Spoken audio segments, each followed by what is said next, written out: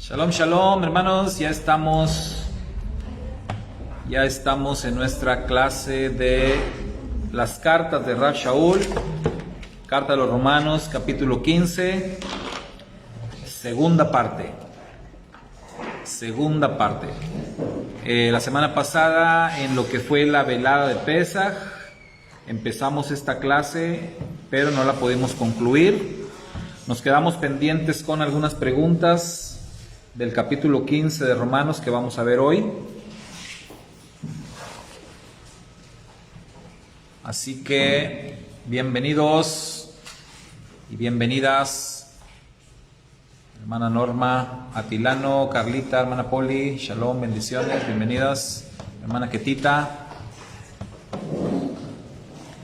Muy bien. ¿Sí traen sus hojas, hermanos? Sí. No. Espero que sí. ¿Qué les hacen a las hojas que les doy? ¿Las tiran o qué? No, yo las guardo en una bolsa especial.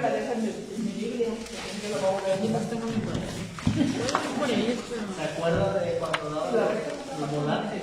Tengo todos los volantes. Ah, los boletines. Desde que llegué, todos los volantes. Yo aquí les tengo mis hojitas. Decía un maestro del seminario que los usaba para prender el boiler. Algo así decía. ¿Tiene cuánto? Bueno, aquí tengo varias, si alguien necesita, porque la noche de la velada tuve mucha fe y así que me sobraron.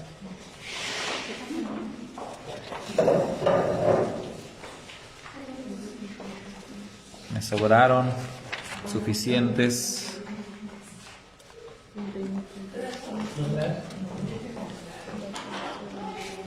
¿Quién más? ¿Qué más le falta?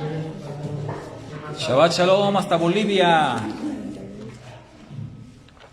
Hermano Roberto Salvatierra.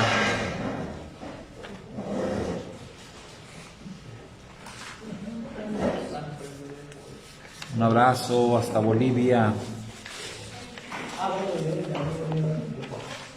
Bendito el Eterno. Tenemos hermanos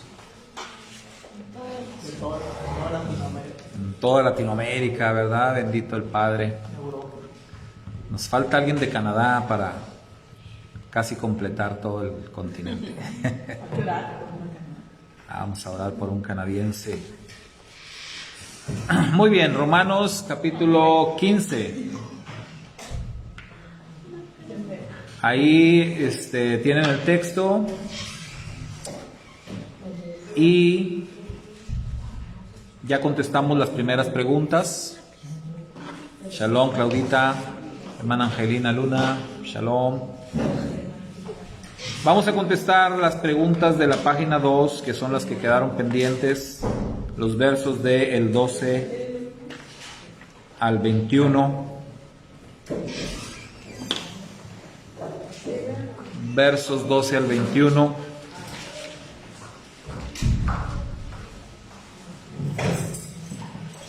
Bendiciones, mi hermanito Nando, de Colombia. ¿De qué parte de Colombia eres, hermano Nando? No te he preguntado. Digo, no conozco mucho Colombia, ¿verdad? Pero al menos saber de qué ciudad, o no sé cómo es allá la región, o cómo esté dividido. Muy bien, ¿cómo dice? Entonces vamos a ver la primera pregunta en la página 2. Estamos, repito, en el capítulo 15 de Romanos. Hoy lo concluimos. Y la pregunta dice: ¿de quién habla el profeta Isaías? Porque ahí en el texto dice, está citando al profeta Isaías en el verso 12, y otra vez dice Isaías: estará la raíz de Isaí y el que se levantará a regir los gentiles. Los gentiles esperarán en él. Entonces la pregunta es, ¿de quién está hablando el profeta Isaías? De Yeshua. De Yeshua. Muy bien. Mi hermano Roberto Salvatierra dice, yo soy de la ciudad de Santa Cruz de la Sierra, la ciudad más grande de mi país y donde hace mucho calor. Ándale. Muy bien. Bolivia, nuestros hermanos de Bolivia, Santa Cruz de la Sierra. Muy bien. Hermano Nando dice que es de Arjona, municipio del departamento de Bolívar, de la ciudad de Cartagena. Ah, Cartagena sí, me suena. Cartagena, Colombia. Muy bien, pues saludos mis hermanos. Ya están contestando. La hermana Poli dice de Yeshua, ya dijeron aquí también en la mesa de Yeshua. Efectivamente, el profeta Isaías es uno de los conocidos como profetas mesiánicos, por razón de que el profeta Isaías habla mucho del Mesías. ¿Sí? Es quizás el profeta que más revelación ha proporcionado acerca del Mesías, del reino mesiánico, en fin. Isaías es un libro pues que digno de escudriñar para conocer más al Mesías Yeshua. Entonces lo que dice ahí, está citando la escritura sobre la raíz de Isaí, que la raíz de Isaí, ¿recuerdan ustedes la palabra hebrea que se traduce como raíz? Netzer, ¿sí? Netzer, saldrá un Netzer. De ahí que Yeshua, siendo el Netzer, los seguidores de Yeshua fueron llamados Netzaritas, la secta de los Netzaritas. Y hasta hoy en día hay un grupo importante de judíos mesiánicos que se denominan a sí mismos judaísmo netzarita, ¿sí? La asociación internacional que se llama AMI, que preside el rabino Dan Ben Abraham, ellos se autodenominan judíos netzaritas, precisamente porque son judíos, pero porque son seguidores del Netzer, de Yeshua. Y así se les llamaba en el primer siglo, ¿sí? A los judíos netzaritas. Muy bien, ¿qué papel juega la esperanza en la fe bíblica? Dice el verso 13, y el Dios de esperanza os llene de todo gozo y paz en el creer, para que abundéis en esperanza por el poder de la Ruach HaKodesh. Entonces, ¿qué papel juega la esperanza en la fe bíblica? ¿Qué es esperanza? Empecemos por contestar. ¿Qué es esperanza? Esperar algo. Esperar algo, pero esperarlo ¿cómo? Con mucho deseo. ¿Qué? Con mucha certeza. Con certeza. Con fe de que se va a recibir. Muy bien. Con el... Hay una anécdota que nos ayuda a entender lo que es la esperanza. Es un experimento que se hizo con ciertos animalitos. No voy a decir qué animales para no asustar a nadie acá. Pero se hizo una vez un experimento con ciertos animalitos y se les puso dentro de un depósito de agua para ver cuánto resistían antes de hundirse, antes de rendirse y ya dejarse morir, ¿no? Y entonces, pues la mayoría de los animalitos que fueron puestos ahí resistieron alrededor de 35, 40 minutos. Y entonces ya se rindieron y se hundieron, o sea, ya se iban a dejar morir. Entonces, los rescataron o los dejaron morirse, ¿no? Entonces ponen a otros animalitos igual ahí en el agua, y ya teniendo los científicos el dato de más o menos cuánto habían aguantado los otros, y más o menos sabiendo cuando se va a llegar ese momento de los 35 minutos, y que los ven que ya están como que ya se van a rendir, les tienden una ayuda, les ponen ahí como una tabla para que puedan salir del agua, como quien te da la mano, ¿no? Para que salgas. Y entonces empiezan a salir ya de ahí del agua, desesperados. Vuelven a poner a estos mismos animalitos, los que fueron ayudados, ¿sí? Los vuelven a poner otra vez para ver cuánto resisten. E increíblemente resistieron más de 5 horas. Más de 5 horas. Y con eso los científicos comprobaron lo importante que es tener esperanza. ¿Sí? ¿Qué fue lo que hizo que resistieran muchísimo más que la primera vez? La esperanza. Sabían que iba a llegar la ayuda. Sabían, porque ahora ya tenían la experiencia. ¿Sí? Entonces, esa esperanza los ayudó a resistir de una manera increíble. Increíble. Aplicado este experimento científico aplicado a la vida espiritual, eso define lo que es esperanza. Porque la esperanza que tenemos es lo que nos sostiene. ¿Sí?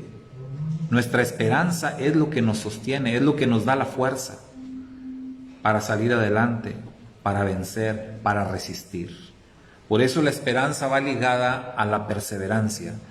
Aguardamos, dice Rab Shaul, aguardamos con paciencia. Y paciencia es sinónimo de perseverancia.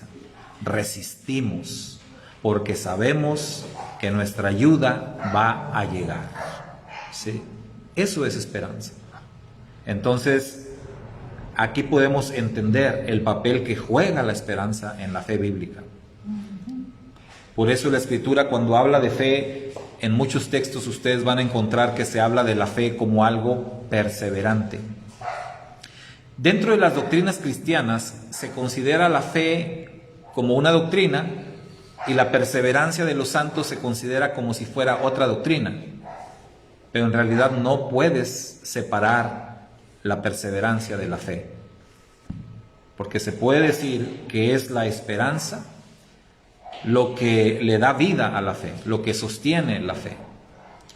Y por eso es que Rab Shaul, en otra carta que después vamos a estudiar, dice: y ahora permanecen estas 3 cosas o estos 3 elementos: la fe, la esperanza y el amor. Pero el mayor de ellos es el amor. ¿Sí? Pero noten ustedes que entonces la fe y la esperanza son los principales elementos que sostienen la vida de un creyente. Sin fe es imposible agradar a Dios, ¿verdad? Dice la Escritura. Y sin esperanza, ¿qué sería de nosotros si no tuviéramos esperanza? Pero para tener esperanza, como les decía en este experimento, es necesario el haber tenido ya una experiencia. O sea, la esperanza es algo que se experimenta. No es solo una promesa. No es solo que crees una promesa. Esa es la diferencia entre la fe bíblica, la fe verdadera, la fe hebrea y la fe que muchos proclaman o dicen tener. La fe bíblica no es una fe ciega. La fe bíblica no es como decíamos en el pasado. Yo muchas veces conté esa historia del equilibrista y siéntate en la silla, ¿no? Juégate la vida. Pero la fe verdadera no es una fe ciega. Es una fe inteligente, es una fe consciente, es una fe basada en experiencia.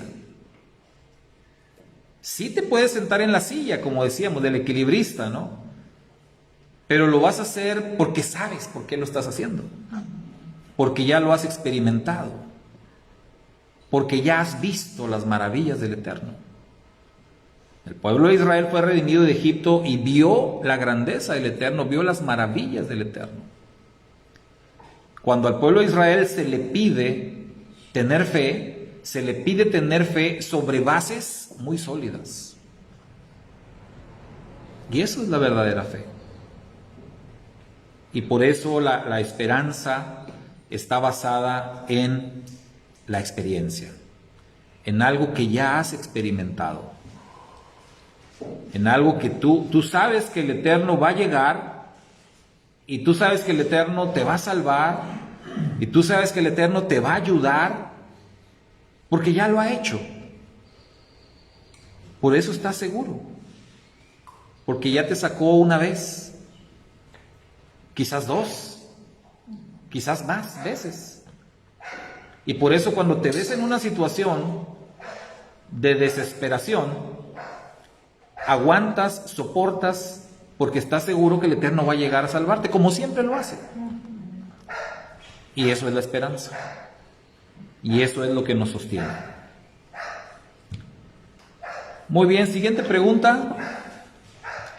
La hermana Poli dice que es trascendental, ya que eso nos mantiene firmes para llegar al final.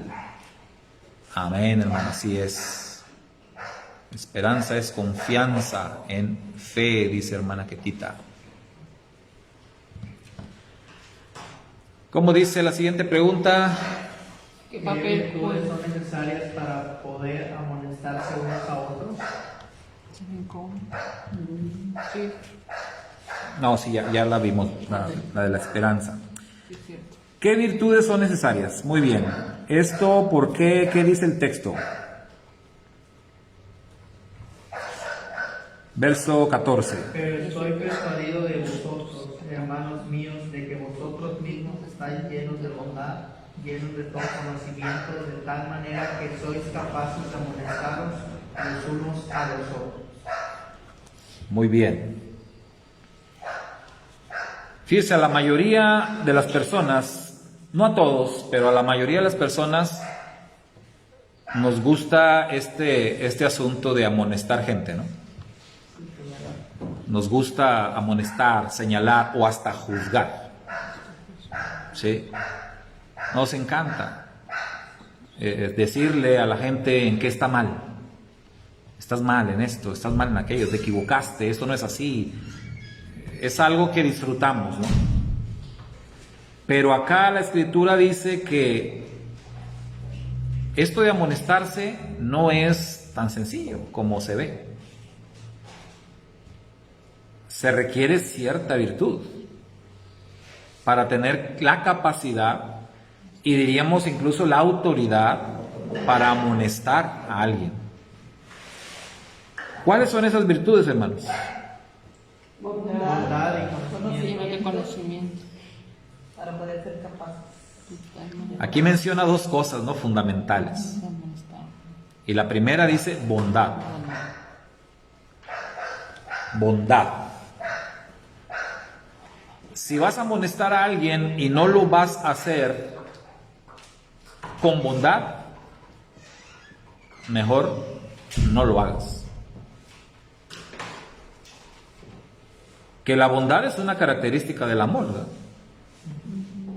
Por eso Rab Shaul también dice en la primera de los Corintios, sin amor nada soy. Nada soy. Y nada de lo que hagamos sin amor tiene ninguna validez. Puedes llevar a cabo actos maravillosos, pero si lo haces sin amor, no sirve de nada. ¿De qué sirve amonestar a una persona o exhortarla o juzgarla? Sin amor, sin bondad. Entonces se requiere bondad y se requiere conocimiento. Conocimiento. Hace rato hablábamos de niveles, ¿no? Diríamos, se requiere cierto nivel de espiritualidad. Incluso el mismo Pablo, Rav Shaul, en otra carta, en la carta a los Gálatas, cuando habla de la necesidad de, digamos, de disciplinar a ciertos hermanos, de restaurarlos, dice ahí el Rav Shaul, ¿quiénes deben de llevar a cabo esa tarea? Y dice exactamente, ustedes los más espirituales. O sea, los más espirituales son los que deben encargarse de eso. Pues sí, porque sí. Si un hermano no es espiritual, no tiene ese nivel de madurez, ¿cómo va a ir a confrontar, a exhortar a alguien? No tiene la autoridad. No estamos hablando de una autoridad así en la autoridad humana, la autoridad de que es el jefe, no, una autoridad espiritual, una autoridad moral. No, porque si no te van a aplicar la otra escritura que dice, tú que dices que no hay que robar, ¿robas? Y eso pasa, ¿no? Entonces, ¿cómo una persona que roba le puede decir a otro, no robes? Si tú estás robando. Pues, ¿cómo está eso? ¿Dónde está la autoridad ahí? No se puede. Imagínense a alguien que esté enseñando acerca de consejería matrimonial, por ejemplo. Alguien que está dando consejería matrimonial y lleva 7 divorcios. Pero está dando consejería matrimonial. ¿Cuál autoridad? ¿De qué me estás hablando? ¿Qué me vas a enseñar? Te has divorciado 7 veces. Entonces, ¿cómo quieres que...? Lo que voy a aprender, pues, es a divorciarme en todo caso, ¿no? ¿Sí? Entonces, bondad y conocimiento. Claro, se requieren más cosas, pero Pablo menciona aquí 2 que son fundamentales. Tienes que tener un alma bondadosa para poder de verdad amonestar a alguien. No se trata de regañar, no se trata de gritar, no, se trata de hacerlo con bondad, con amor. Eso ayuda mucho más. La hermana Poli dice, con respecto a esta pregunta, algunos dicen que debemos tener bondad, conocimiento y amor, aunque literalmente no lo diga, sin embargo, es lo que Pablo ha transmitido. Así es. Sí, por eso decíamos, ¿no?, que la bondad es parte del amor. Entonces recuerde, no se puede amonestar, exhortar, juzgar, menos aún castigar sin amor. Porque el Eterno castiga, ¿verdad? ¿El Eterno castiga o no castiga? Sí. Sí. El que ama a su hijo. Porque hay gente que me ha dicho, Dios no castiga, hermano. Sí. Dios no castiga, Dios es bueno, Dios es amor, Dios no castiga. Sí, es bueno. Eres justo. Castiga con bondad. ¿Sí? Castiga con bondad. Y porque nos ama, nos castiga, así dice la Escritura. Que Él precisamente Él ama, Él castiga, Él disciplina a todo aquel que recibe por hijo. Porque ¿qué dice la Escritura? Si no lo hiciera, entonces ¿qué? ¿Qué seríamos? Bastardos y no hijos. Entonces, un padre que no disciplina a su hijo, que no lo castiga, es que no lo ama. No le importa lo que vaya a hacer de su vida, lo que le vaya a pasar. Pero si le interesa, entonces lo disciplina, lo castiga, con amor, con bondad. Así es como funciona. ¿Qué requisito debe llenarse para, además de amonestar, también juzgar? Hablando de niveles, ¿verdad? O sea, amonestar es una cosa, juzgar esto ya está en otro nivel. Porque dice, mas en algunos puntos os he escrito, hermanos, con atrevimiento, como para haceros recordar por la gracia que me fue dada por Dios, para ser ministro de Mashiach, Yeshua, a los gentiles, ministrando como juez la promesa de la redención de Dios, para que los gentiles le sean ofrenda agradable, santificada por la Ruach HaKodesh. Entonces ahí Rab Shaul ya pasa de un tema de amonestación a juicio. Entonces, ¿puede cualquier persona juzgar? No.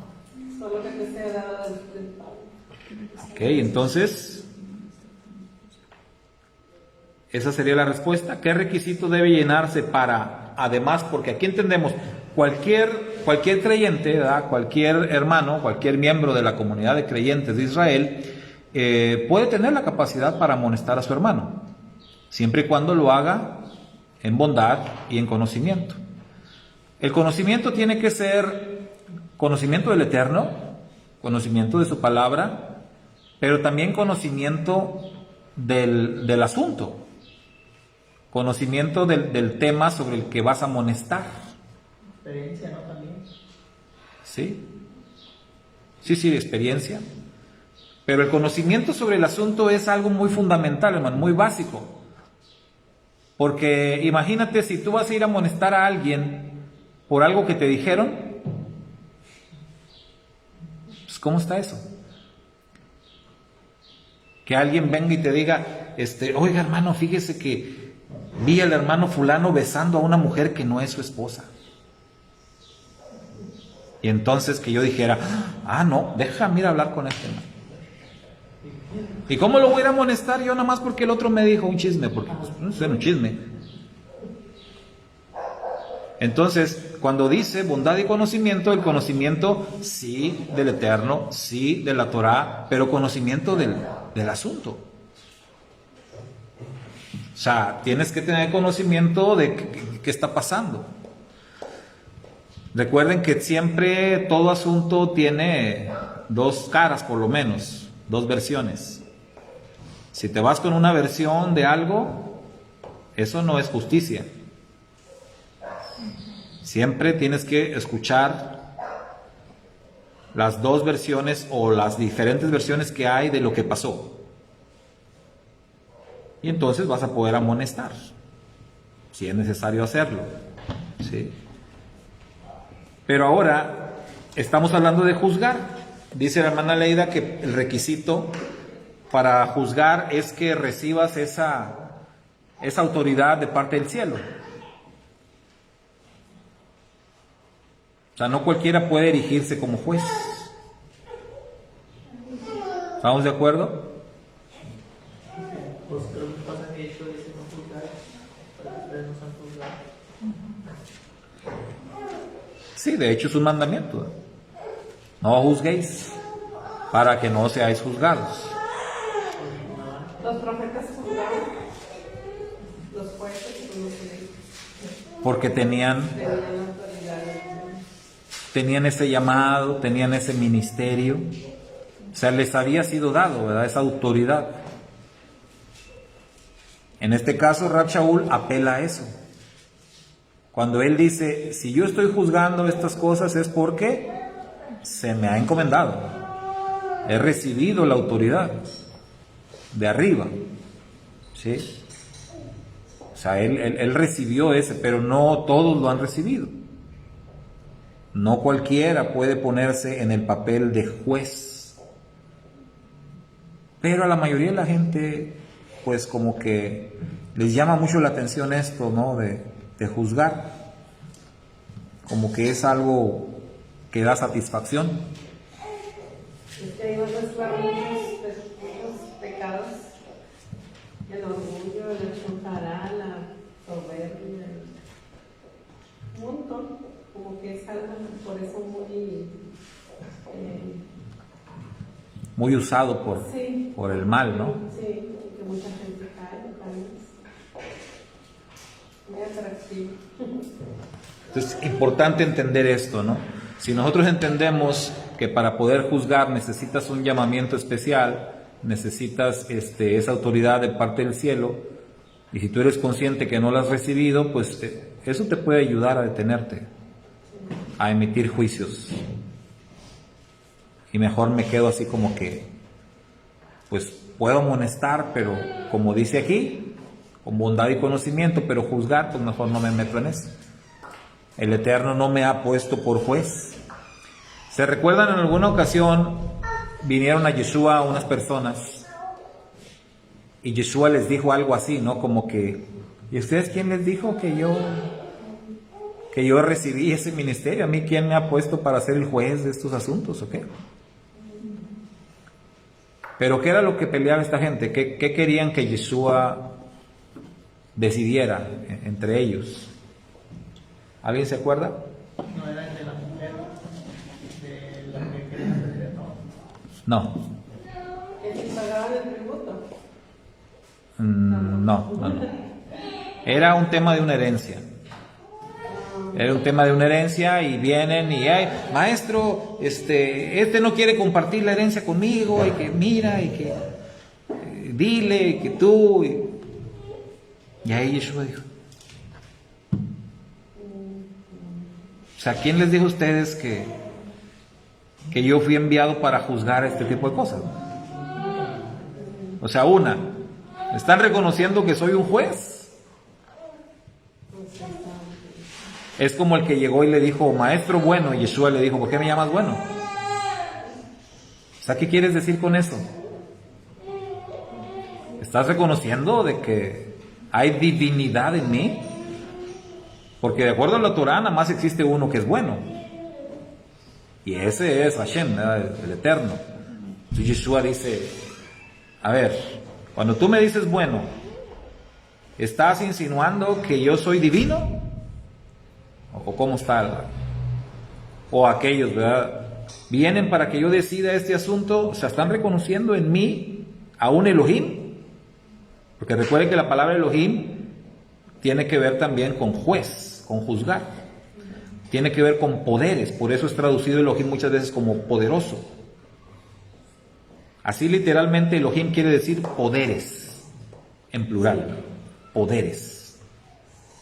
Es como que Yeshua dice, ¿reconocen que tengo poder, autoridad para decidir estas cosas? Pero a la misma vez está diciendo, a ver, o sea, yo no vine aquí a repartir herencias. Hay cosas más importantes que eso. ¿Sí? Pero estas gentes estaban reconociendo en él a alguien al estilo de Moisés, sin querer, ¿no? ¿Qué hacía Moisés? Se sentaba a juzgar los asuntos del pueblo. Y Moisés dijo, el Eterno levantará un profeta como yo, o sea, Mashiach. Y cuando estas personas vienen y dicen, Señor, mira, a lo mejor sin querer están reconociendo que Yeshua es ese profeta del que habló Moisés. Vienen y le plantean un asunto como si fuera Moisés. Moisés trató quién sabe cuántos asuntos de esos, ¿no? Pobre Moisés ni dormía casi. Hasta que Yitro dijo, oye, nómbrate jueces que te ayuden. Entonces, para juzgar se requiere un ministerio dado por el cielo, una autoridad que sea delegada, ¿sí? Que te haya sido entregada, un ministerio que se te haya conferido. No nada más porque tú quieres, no nada más porque tú te autonombres juez. No funciona de esa manera. Siguiente pregunta. A ver, hermana Angelita, ¿nos ayuda con la siguiente? Cuando Pablo habla de juzgar las vidas de las personas en general o en temas específicos. A ver, ¿qué dice el texto? Pues el 17 dice, tengo pues de qué gloriarme en Mashiach Yeshua en los asuntos que se relacionan con Dios. ¿Y el 18? Porque no osaría hablar sino de lo que Mashiach ha hecho por medio de mí, con palabras y obras para la obediencia de los gentiles. Entonces, ¿qué sería la respuesta? Temas específicos. Muy bien. Entonces, De los asuntos que se relacionan con Dios. De los sentidos. ¿sí? O sea, temas específicos, no así como que en general. O sea, no aún las personas que son escogidas para ser jueces, aún aquellos a quienes se les delega la autoridad, el llamamiento para hacerlo, deben de ser conscientes de no, diríamos, de no abusar, ¿no? De no pasarse. Hoy diríamos que es como un abuso de autoridad. Por ejemplo, alguien que recibe una autoridad, un juez de nuestros tiempos, un policía, una autoridad, un político que tiene, se le ha conferido, ¿sí?, esa autoridad, pero abusan luego, abusan de esa autoridad. Acá estamos hablando de jueces puestos de arriba directamente por el Eterno, y que sin embargo Rab Shaul decía, no nos debemos de pasar de los límites establecidos por el Eterno. Vamos a juzgar los temas específicamente que tengan que ver con Dios, en los asuntos relacionados con el Eterno, y dice Pablo que él no se atrevería a hablar sino de lo que Mashiach ha hecho por medio de él, con palabras y obra, para la obediencia de los gentiles. Entonces, juzgar sobre los temas que tienen que ver con el Eterno. Porque luego pasa que sí, la mayoría nos gusta juzgar en otros asuntos. Ya hablamos, ¿no?, en el capítulo pasado, juzgar sobre comida, juzgar sobre bebida, juzgar a veces la manera de vestir, juzgar hasta la manera de hablar, juzgar un montón de cosas. Pero acá Rab Shaul dice, no, o sea, aunque tú seas un juez, tienes que enfocarte en las cosas específicas que tienen que ver con Dios, que tienen que ver con el reino. Eso es lo importante. Para lo demás, bueno, igual y cada quien va a dar cuentas, ¿no? Eso que ni qué. Muy bien, y finalmente, ¿qué opina usted de lo que Pablo llama fundamento ajeno? mire, aquí es una opinión. Aquí es una opinión que usted tenga de lo que Rab Shaul llama fundamento ajeno. En los últimos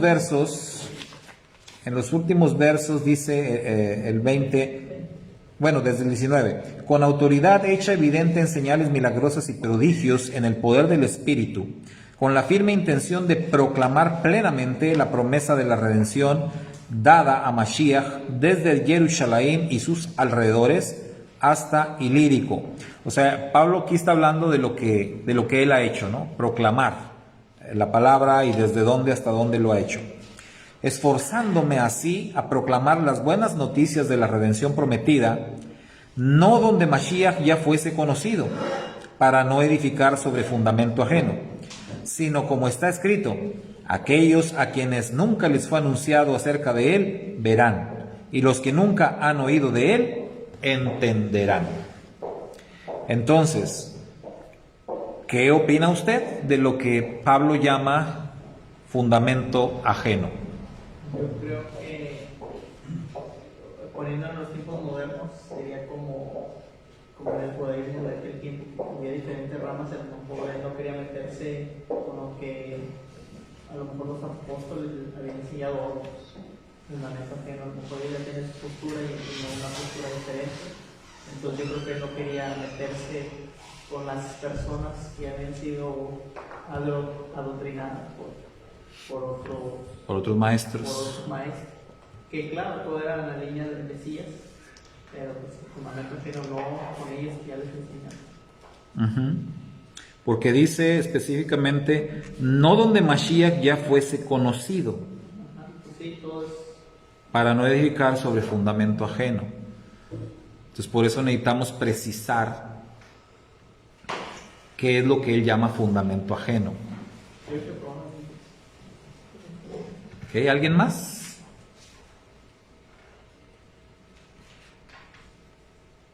¿Qué opinan? ¿Qué es el fundamento ajeno? Un ejemplo bíblico. el etíope, funcionario de la reina de Candace, era un hombre religioso. Viajaba desde Etiopía hasta Jerusalén para celebrar las fiestas.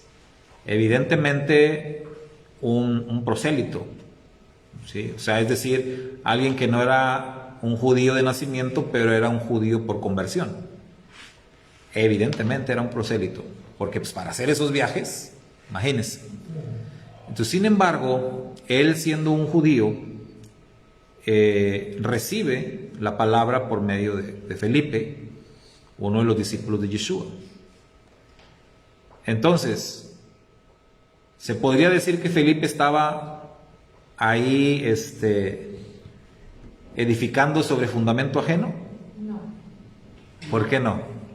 porque no conocía a Yeshua, no se le había presentado a Yeshua. Ok, entonces, tenía fundamentos de la Torá, tenía conocimientos, pero de Mashiach no sabía nada.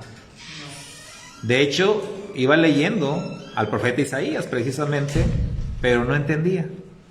De hecho, preguntó, oye, ¿de quién dice el profeta esto? De sí mismo, de alguien más. No entiendo. Entonces ahí no va a edificar sobre el fundamento ajeno. Él no conocía a Mashiach. Entonces se trata de que conozcan a Mashiach. Ahora, si trasladamos esto a nuestro tiempo, a nuestros días, si nosotros vamos a compartir de nuestra fe con un cristiano evangélico, llámese bautista, pentecostés, presbiteriano, metodista, lo que sea, luterano, ¿vamos a edificar sobre fundamento ajeno? Creo que no. No, porque no conoce. Porque no conoce. No le conoce como es. Exactamente, es lo mismo. Es más fácil que alguien que no conoce, porque ya conoce las escrituras. Nada más hay que presentarle al verdadero Yeshua, ¿verdad? A alguien que no conoce el Evangelio, pues hay que hablarle desde el principio todo. Pero con un cristiano es más fácil, en cuanto a que ya conoce las escrituras o el Nuevo Testamento y todo eso, y nada más hay que presentarle al personaje principal. Exacto. No lo conocen. Conocen a Jesús, ¿no? Conocen a Jesús y lo conocen de una manera equivocada. Principalmente lo conocen como el Salvador del mundo, Como Dios mismo. como Dios mismo, Como tres en uno. pero como la segunda persona de la Trinidad. O sea, lo conocen de cierto modo, pero no conocen al Mesías de Israel. Esa faceta es muy desconocida, muy ignorada. Entonces realmente no sería edificar sobre fundamento ajeno, porque realmente no tienen ese conocimiento. Entonces, ¿a qué se refería Pablo cuando dice que él no le gustaba edificar sobre fundamento ajeno? Tal vez ir con algún, o sea, en nuestros tiempos, tal vez ir con alguien que ya está estudiando el Mesías, o sea, en este lado de la raíz De hebrea, acuerdo, tal ya vez. me checo. Sí, O por ejemplo, pues, que nuestra comunidad se fuera y hicieron, que querer enseñarles a la comunidad celosa, es una diferencia muy grande. sí, por ejemplo, ¿no? Es como para no desperdiciar el tiempo, ¿verdad? Y el esfuerzo, porque ya lo conocen que es lo importante, el crecimiento es un punto y aparte, pero aquí hay que llevar y proclamarlo, ¿verdad? Y presentarlo, darlo a conocer a quienes todavía no. Porque ya no Exacto. tendría caso que si alguien ya lo conoce, yo pierda mi tiempo y los demás están perdiendo, o no lo conozcan también. Pablo hizo viajes, ¿verdad? ¿Se acuerda? Primero con Bernabé. Bernabé fue su primer compañero. Pero luego surgió el asunto de Juan Marcos, que se fue con ellos y luego se les regresó y Pablo se enojó porque pues, no terminó el viaje. Y luego cuando van a volver a ir, Bernabé otra vez se quiere llevar a Juan Marcos, pues su sobrino, es familia. Y Pablo dice, no, yo a este no lo llevo, este se regresa a medio viaje. Y tienen ahí una discusión y entonces, pues como buenos amigos y todo, dice, ¿sabes qué? Pues mejor nos separamos. Entonces Bernabé se fue por su lado con Juan Marcos y Pablo agarró a Silas y se fue por otro lado. Entonces supongamos que de repente por ahí en los viajes misioneros Pablo llega a algún lugar en donde ya pasó Bernabé por ahí. Bernabé ya estuvo, y que llegue Pablo a predicar y le digan, qué bueno, gloria al Eterno, mira, hace no mucho estuvo aquí el hermano Bernabé con Juan Marcos y nos estuvieron hablando. Sí, bueno, el Eterno les bendiga, nos vamos por otro lado. Así era Pablo. Y está bien, porque él dice, no, si Bernabé ya vino, ya les predicó, ya les enseñó, y yo, ¿para qué? Ya. O sea, yo sé, Bernabé, lo conozco, él seguro que sentó buenas bases. ¿Para qué voy yo aquí decía la hermana, a perder tiempo, a lo mismo, a repetir? No, mejor hay más gente, ¿no? A eso él le llamaba fundamento ajeno. O sea, cuando las personas tenían las bases correctas. Si las personas tienen las bases correctas, que le sigan, ¿sí? Yo mejor busco otros que no tengan las bases. Entonces, eso también está vinculado con el capítulo anterior. ¿Se acuerdan? El capítulo anterior, los hermanos fuertes, hermanos débiles, no entrar en conflicto, no entrar en controversias. Si las bases están bien, son correctas. Comentaba ahorita con Sergio, ¿no? Lo del tema de la cuenta del Homer. Entonces, ¿para qué vamos a entrar en controversia? Los que llevan el conteo del Homer de una manera y los que llevamos de otra manera. Este asunto de las diferentes cuentas del Homer caen en el tema del capítulo 14 de los Romanos, en donde unos dicen que es así y otros dicen que es asá. No pasa nada. Tú que ya empezaste a contar el Homer, pues dale por ahí, pero no critiques y respeta a los que van a empezar una semana después, ¿sí? Al final, los dos van hacia la misma meta, hacia Shavuot. Y lo van a celebrar con una semana de diferencia, pero lo van a celebrar. Entonces, ¿qué ganas peleando, discutiendo sobre el tema? Nada, ¿sí? Las bases son las mismas, la festividad es la misma, el Eterno es el mismo, la Torah es la misma. Porque vamos a discutir o pelear por unos días de diferencia.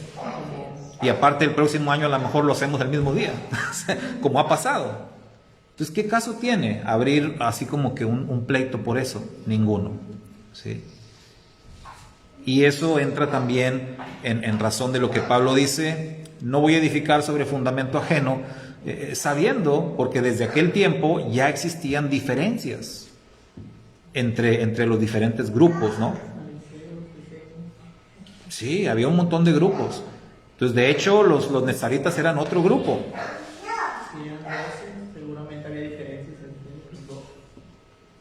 Y Pablo tenía su estilo muy marcado, y el Eterno respeta mucho la personalidad de cada quien. Entonces, por ejemplo, Pablo y Pedro eran súper diferentes.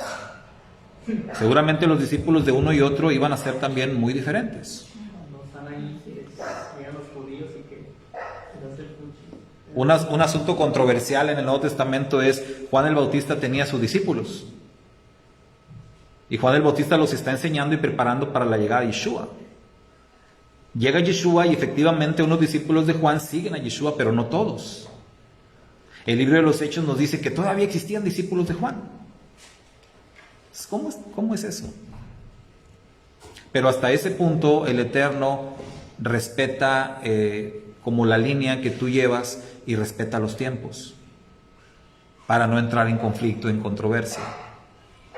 Finalmente, las bases puestas por Juan eran bases buenas, bases sólidas, pero muy probable que el tiempo de que aquellos discípulos creyeran en Mashiach todavía no había llegado, hasta algunos años después.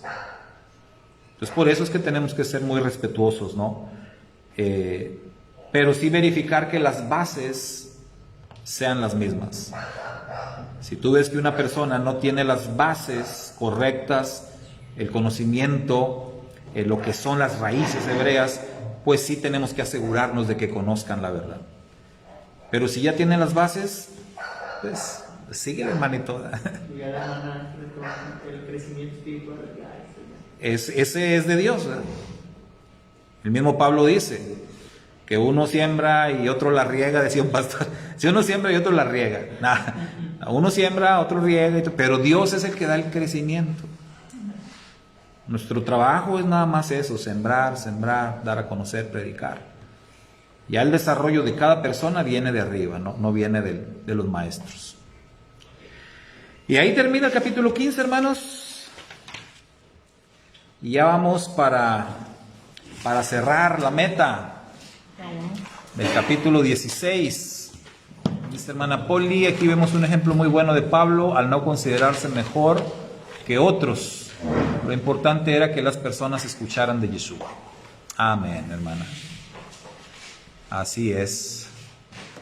Dice que Pablo andaba visitando y todos querían que fuera a verle, sin embargo él fue llamado a predicar a los gentiles y tenía mucho trabajo. Eso es cierto, ¿verdad? También Pablo fue el que escribió que había que aprovechar bien el tiempo porque los días son malos. Entonces, Pablo, créalo usted que no iba a andar, Pablo no era de los que iban a andar organizando campañas evangelísticas para predicarle a los mismos hermanos de la iglesia, como se acostumbra hoy en día. Se hacen campañas evangelísticas y resulta que todos los que van a la campaña evangelística son los mismos hermanos, los mismos de la iglesia, y se están ahí predicando a los mismos. Entonces Pablo no era de ese tipo de personas, no le gustaba perder el tiempo, como dice la hermana, aunque lo invitaran, aunque le dijeran, ¿verdad? Oye, ven, y que Pablo era como que, ay, pero pues, ¿a qué voy a ir a hacer allá? Ya estuve ahí hace tiempo, o sea, necesito ir a otras partes donde no se ha predicado. Esa era la prioridad que él tenía. Muy bien, pues próximo Shabbat, si el Eterno nos permite y nos concede, veremos el final de esta carta, capítulo 16 a los Romanos. Shabbat Shalom, bendiciones a todos los que nos acompañaron. Hermanos, ¿quieren saludar? Ahí va. Shalom. Shalom. Que el Eterno les bendiga, hermanos. Muy bien, nos despedimos.